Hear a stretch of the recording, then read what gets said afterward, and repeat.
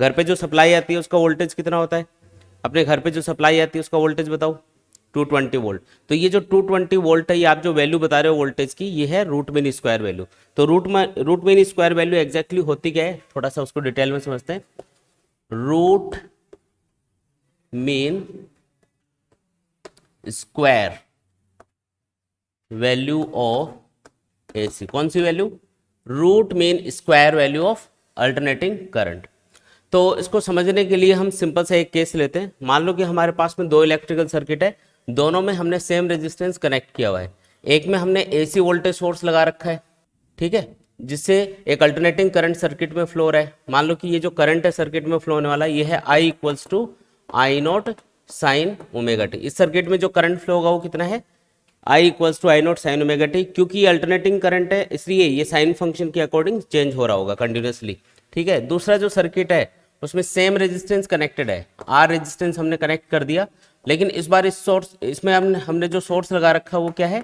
एक DC voltage source है या कांस्टेंट वोल्टेज सोर्स है या कांस्टेंट करंट सोर्स है, ऐसा भी बोल सकते हो, क्योंकि इससे जो करंट फ्लो होगा वो क्या होगा? कांस्टेंट रहेगा। अब अल्टरनेटिंग करंट की रूट मीन स्क्वायर वैल्यू क्या होती है? तो अल्टरनेटिंग करंट की रूट मीन स्क्वायर वैल्यू, इसकी डेफिनेशन ध्यान से सुनना है। अल्टरनेटिंग करंट की रूट मीन स्क्वायर वैल्यू उस कांस्टेंट करंट के बराबर मानी जाती है जो सेम टाइम इंटरवल में सेम सर्किट में सेम हीट प्रोड्यूस करता हो, मतलब सेम एनर्जी सप्लाई करता हो। सेम हीट प्रोड्यूस होने का मतलब क्या है? हम बोल रहे हैं कि रेजिस्टेंस में से जब करंट पास होगा तो ये हीट प्रोड्यूस करेगा। तो हीट क्यों प्रोड्यूस करेगा? क्योंकि सोर्स से इसने कुछ एनर्जी ली होगी। तो आप ये बोल सकते हो अल्टरनेटिंग करंट की रूट मीन स्क्वायर वैल्यू उस कांस्टेंट करंट के बराबर माननी है जो सेम सर्किट में सेम टाइम इंटरवल में सेम हीट प्रोड्यूस करता हो या सेम एनर्जी सप्लाई करता हो। जैसे यहाँ पे हीट प्रोड्यूस हो रही है किसी टी टाइम इंटरवल में H, कितनी हीट प्रोड्यूस हुई? टी टाइम इंटरवल में H हीट प्रोड्यूस हुई। तो इसमें भी टी टाइम इंटरवल में कितनी हीट प्रोड्यूस होनी चाहिए? H हीट प्रोड्यूस होनी चाहिए। अगर ये दोनों हीट बराबर हैं तो इसका मतलब ये जो कांस्टेंट करंट है ये इस अल्टरनेटिंग करंट की रूट मीन स्क्वायर वैल्यू के बराबर कंसिडर किया जाएगा, ठीक है। तो कैलकुलेशन कैसे करेंगे हम? तो सिंपल सा काम करना है आपको। इस सर्किट में कितनी हीट प्रोड्यूस हो रही है इस रेजिस्टेंस के अंदर वो कैलकुलेट करनी है। फिर इस सर्किट में कितनी हीट प्रोड्यूस हुई टी टाइम इंटरवल में, सेम टाइम इंटरवल लेना है दोनों के लिए। टी क्या है यहाँ पे? Time period of AC. तो एक कंप्लीट टाइम पीरियड के लिए हम क्या करेंगे?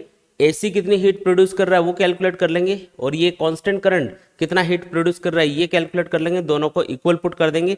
इक्वल पुट करेंगे तो ये जो कांस्टेंट करंट होगा ना, जिसको हम अल्टरनेटिंग करंट की रूट मीन स्क्वायर वैल्यू बोल रहे हैं, इसकी वैल्यू निकल के आ जाएगी आई नॉट की टर्म्स में, मतलब अल्टरनेटिंग करंट की जो मैक्सिमम वैल्यू है उसकी टर्म्स में अपने पास आंसर आ जाएगा। तो ये तरीका अपन को काम में लेना है। अब कोई भी रेजिस्टेंस हो, किसी भी रेजिस्टेंस में जब करंट पास करते हैं तो उसमें जो हीट प्रोड्यूस होती है उसका फॉर्मूला होता है I square R into T. किसी टी टाइम इंटरवल में कोई भी रेजिस्टेंस कितनी हीट प्रोड्यूस करेगा? H equals to I square R into T, ये हीट प्रोड्यूस होती है। अगर मैं इस कांस्टेंट करंट की बात करूं तो कांस्टेंट करंट की वैल्यू कितनी है? I R M S. तो आई की जगह आई आर एम एस लिख देते हैं, I R M S square कर देंगे इंटू रेजिस्टेंस कितना है? आर, इंटू टाइम कितना लिया है? Capital T. तो ये अपने पास में एक इक्वेशन आ गई जिसमें हमने डीसी सोर्स कितना या एक कांस्टेंट करंट सोर्स कितना हीट प्रोड्यूस कर रहा है वो कैलकुलेट कर लिया है। तो इसका काम तो हो चुका है। इसने कितनी हीट प्रोड्यूस करी? इतनी, टी टाइम इंटरवल में।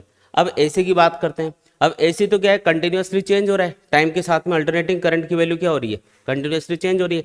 तो पहले हम एक स्मॉल टाइम इंटरवल के लिए कितनी हीट प्रोड्यूस होगी इस रेजिस्टेंस में वो कैलकुलेट करेंगे। मतलब टी की जगह हमको dt टाइम लेना है, और स्मॉल टाइम इंटरवल लोगे तो उसमें आप करंट को कांस्टेंट मान सकते हो। इसलिए पहले एक स्मॉल टाइम इंटरवल के लिए हम कितनी हीट प्रोड्यूस हो रही है वो कैलकुलेट कर रहे हैं।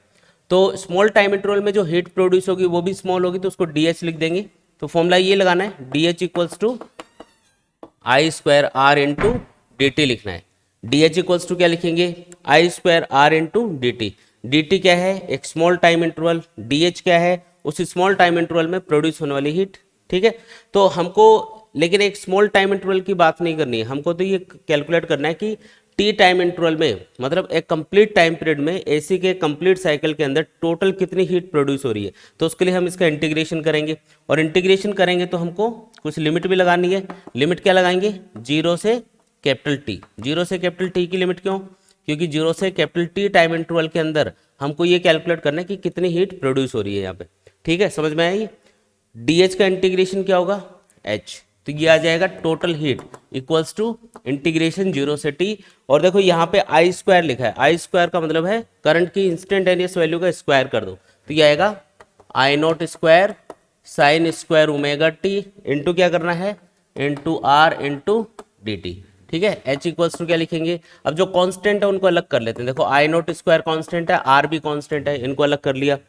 अब क्या बचा इंटीग्रेशन में, साइन स्क्वायर ओमेगा टी, लेकिन साइन स्क्वायर ओमेगा टी का डायरेक्ट इंटीग्रेशन नहीं होता, इसलिए आपको क्या करना पड़ेगा, इसको साइन स्क्वायर ओमेगा टी को 1 minus cos 2 omega T by 2 लिखना होगा। ये फॉर्मूला होता है, sine square theta equals to 1 minus cos 2 theta by 2 लिख सकते हो। तो ये हमने कन्वर्ट कर लिया साइन स्क्वायर ओमेगा टी को कॉस की टर्म्स में, ताकि ये पावर हट जाए। देखो यहाँ पावर 2 है, इसका डायरेक्ट इंटीग्रेशन नहीं होता, इसलिए हमने पावर हटाने के लिए फॉर्मूला यूज किया है। एच इक्वल्स टू क्या आएगा, आई स्क्वायर आर, ये 2 भी बाहर लिख लो, बाई 2। और अब हम इंटीग्रेशन कर रहे हैं, तो 1 का इंटीग्रेशन क्या होगा टाइम के रेस्पेक्ट में, T, minus cos 2 omega T का क्या हो जाएगा, sine 2 omega T divided by 2 omega, 0 से टी की लिमिट लगा दो। H equals to I not square R by 2। अब लिमिट्स पुट करेंगे, तो टी में अपर लिमिट पुट करो, टी में अपर लिमिट पुट करोगे तो कैपिटल टी पुट करोगे, माइनस लोअर लिमिट पुट करोगे तो 0, तो टी माइनस 0 क्या आएगा, टी आएगा माइनस साइन, ये 1/2 ओमेगा पहले अलग करके लिख देते हैं, 1/2 ओमेगा। अब मैं लिमिट पुट कर रहा हूँ इसमें, तो अपर लिमिट क्या है, sine 2 omega capital T minus sine, और टी की जगह 0 पुट करोगे तो 0 बन जाएगा, ये आएगा। सॉल्व करते हैं, देखिए क्या आता है, आई नॉट स्क्वायर आर बाई 2। अब ये देखो यहाँ पे ये जो ओमेगा होता है, ओमेगा को हम क्या लिख सकते हैं टी की टर्म्स में, ओमेगा होता है 2 पाई बाई टी, याद है क्या, omega equals to 2 pi by T. तो ओमेगा इंटू टी क्या बन जाएगा, 2 पाई, तो ये ओमेगा इंटू टी है, इसको 2 पाई लिखोगे तो 2 पाई इंटू 2 क्या बनेगा, 4 पाई। साइन फंक्शन की वैल्यू 4 पाई पे क्या होती है, 0, साइन फंक्शन की वैल्यू 0 डिग्री, पाई, 2 पाई, 3 पाई, 4 पाई, 5 पाई, सब पे 0 होती है, तो ये वैल्यू क्या आएगी, 0 आएगी। साइन 0 डिग्री पे भी 0 होगा, तो 0 माइनस 0 0, 0 इंटू समथिंग 0, मतलब अंदर सिर्फ टी बचेगा, ये है ना। ये दूसरी इक्वेशन अपने पास आ गई, मतलब ये हमने एसी सोर्स ने कितनी हीट प्रोड्यूस करी है टी टाइम इंटरवल में वो कैलकुलेट कर ली, और एक कांस्टेंट करंट सोर्स कितनी हीट प्रोड्यूस कर रहा है वो हम पहले ही कैलकुलेट कर चुके हैं। अब हम क्या करेंगे, इन दोनों को इक्वल पुट करेंगे, इक्वल पुट करेंगे तो अपने पास आई आर एम एस की वैल्यू निकल के आ जाएगी in terms of I note. दोनों को इक्वल पुट करते हैं, तो बाई इक्वेशन 1 एंड 2 दोनों को इक्वल पुट करोगे तो देखो इधर क्या लिखा है, I R M S square into R t, हमने लिखा I R M S square into R t equal to, है ना, इक्वल टू क्या आएगा, ये आएगा I not square R by 2 into t. देखो ये जो आर टी है ये दोनों साइड में कैंसिल कर दो, ठीक है। तो I R M S equals to क्या लिख सकते हो, ये बनेगा I R M S equals to, ये देखो हाँ अंडर रूट करेंगे दोनों साइड में, तो ये बनेगा आई नोट बाई रूट 2। ये अपने पास में अल्टरनेटिंग करंट की रूट मीन स्क्वायर वैल्यू आ गई। अल्टरनेटिंग करंट की रूट मीन स्क्वायर वैल्यू कितनी होती है, तो उसकी मैक्सिमम वैल्यू का 1/√2 टाइम्स होती है, ठीक है। इसको 1/√2 को अगर आप सॉल्व करोगे ना तो ये 0.707 आता है।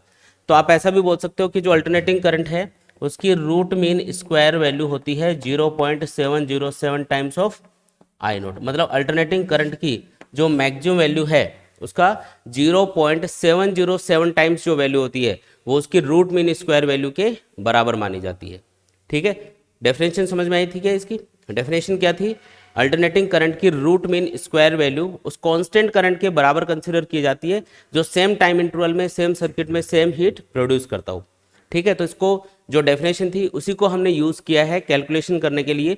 अल्टरनेटिंग करंट की रूट मीन स्क्वायर वैल्यू कितनी होती है, जब कैलकुलेशन करी हमने तो फाइनल आंसर क्या आ रहा है, I R M S equals to I not by root 2, मतलब अल्टरनेटिंग करंट की मैक्सिमम वैल्यू अगर आपको पता है तो उसको रूट 2 से डिवाइड कर दो, वो क्या आएगी, उसकी रूट मीन स्क्वायर वैल्यू आएगी, ठीक है ना। तो इस तरीके से हम अल्टरनेटिंग करंट की root mean square value calculate कर सकते हैं।